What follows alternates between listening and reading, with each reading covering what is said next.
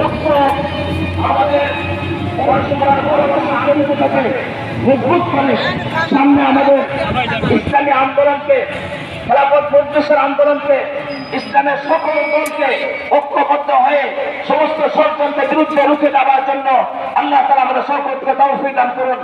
আমিন। আলহামদুলিল্লাহ ফাতহ করি।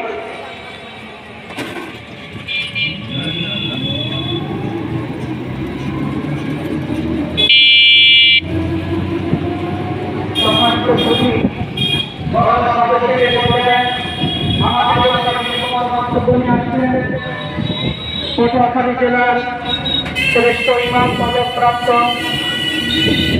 এবং জেলা ইমাম পরিষদের সংগ্রামী সাধারণ সম্পাদক আলহাজ হাফেজ মাওলানা মোহাম্মদ আব্দুল কাদের, আলহাজ হাফেজ মাওলানা মোহাম্মদ আব্দুল কাদের।